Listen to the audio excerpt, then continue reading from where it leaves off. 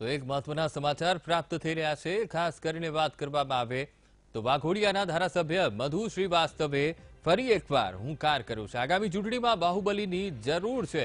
મધુ શ્રીવાસ્તવે હુંકાર ભર્યો છે. હું બાહુબલી તરીકે ટિકિટ માંગુ છું. મધુ શ્રીવાસ્તવે ટિકિટની માંગણી કરી છે.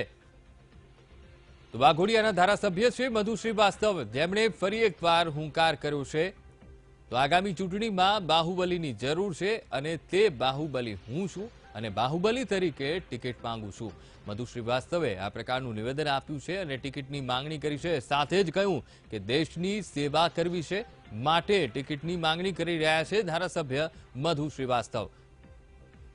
તો મધુ શ્રીવાસ્તવે હુંકાર કર્યો છે. ફરીથી વડોદરાના વાઘોડિયાના ધારાસભ્ય છે મધુ શ્રીવાસ્તવ, જેમણે હુંકાર કર્યો છે. કહ્યું છે કે તેમને ટિકિટ આપવામાં આવે. તો આગામી ચૂંટણીમાં બાહુબલીની જરૂર છે અને હું બાહુબલી છું, માટે તેમને ટિકિટ આપવામાં આવે. વાઘોડિયાના ધારાસભ્ય મધુ શ્રીવાસ્તવનું આ રીતે ફરી એકવાર હુંકાર આવ્યો છે. આ પહેલા પણ તેઓ ચર્ચામાં રહ્યા હતા.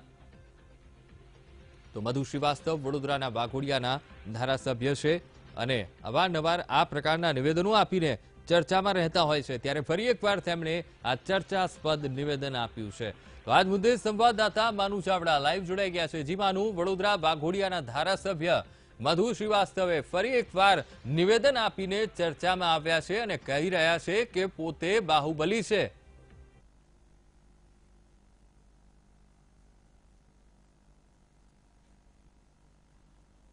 ધારાસભ્ય મધુ શ્રીવાસ્તવ છેલ્લા 6 ટર્મથી અહીંયા ચૂંટાઈ આવે છે. આટલા લાંબા સમયના રાજકારણના અનુભવ પછી એમને અત્યારે ખુલીને બહાર આવ્યા છે અને લોકસભાની ચૂંટણીમાં દાવેદારી કરવા માટેની એમને માગણી કરી છે. ખાસ કરીને આગામી લોકસભાની ચૂંટણી ખૂબ જ રસપ્રદ બનવાની છે, દેશ માટે ખૂબ જ ચર્ચાનો વિષય છે. ત્યારે મધુ શ્રીવાસ્તવ ખુલીને આજે ટિકિટ માગી રહ્યા છે. મારા આટલા અનુભવના કારણે રાષ્ટ્રીય રાજકારણમાં મને પ્રવેશ મળે ને એટલા માટે ટિકિટ માગી રહ્યા છે. મધુ શ્રીવાસ્તવ આપણી સાથે જોડાયા છે.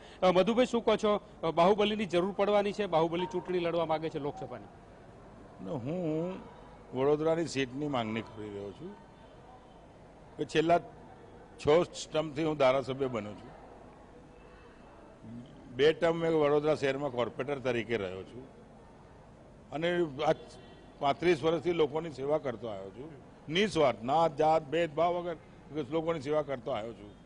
આજે એક ભાવના થઈ છે કે મારે બી દેશની સેવા કરવી છે, હિન્દુસ્તાનની સેવા કરવાનું મને એક મોકો મળે અને આવા મોકાના ટાઈમ પર મેં ટિકિટ માંગી છે. ભારતીય જનતા પાર્ટી પાસેથી ટિકિટ માંગી છે.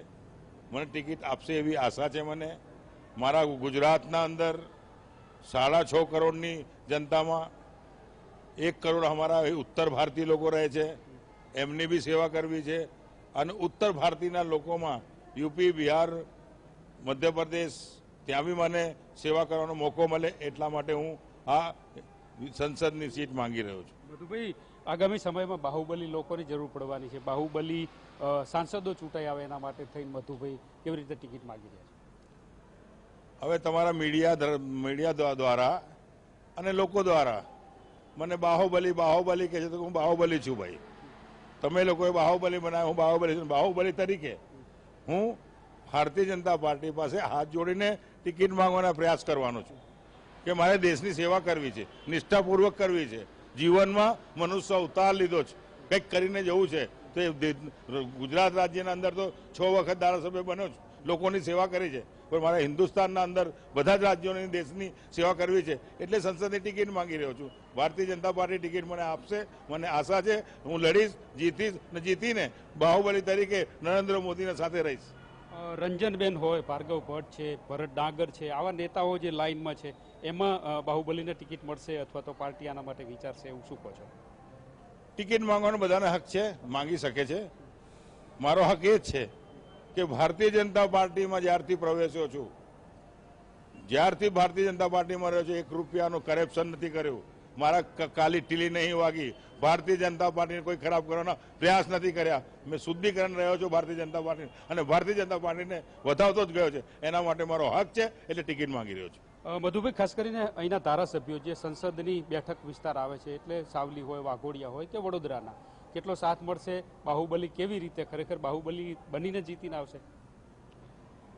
મારી વાત કરો છો? હું જીતવાનું નિશ્ચિત 110%. ભારતીય જનતા પાર્ટી ટિકિટ આપે, મારે કોઈ બી નેતાની જરૂર નથી. ભારતીય જનતા પાર્ટી ખાલી સિમ્બોલ આપે, હું આ ચૂંટણી જીતીને બતાવું, ના જીતો જીવનભર ગુલામ બનીને કોઈ દર રાજકારણમાં નહીં આવું. આ ચેલેન્જ છે મારી. મધુભાઈની આ ચેલેન્જ છે, ખાસ કરીને ટિકિટ આપી જોઈએ. ભારતીય જનતા પાર્ટીના સિમ્બોલ ઉપર ટિકિટ આપે, 100% જીતીને બતાવશે. ખાસ કરીને રાષ્ટ્રીય જે નેતાગીરી છે, રાષ્ટ્રીય રાજકારણ છે, એમાં જવું છે અને એટલા માટે છેલ્લા 6 ટર્મનો જે અનુભવ છે એને લઈ અને પોતાની ટિકિટ માગી રહ્યા છે. પાર્ટી ટિકિટ આપશે તો બાહુબલી જે સાંસદ તરીકે પોતે ચૂંટણી લડશે અને એના માટે થઈ અને ટિકિટની માગણી કરી રહ્યા છે. અંકુર. જી બિલકુલ માનું. સમગ્ર માહિતી સાથે જોડાવા બદલ આપનો આભાર.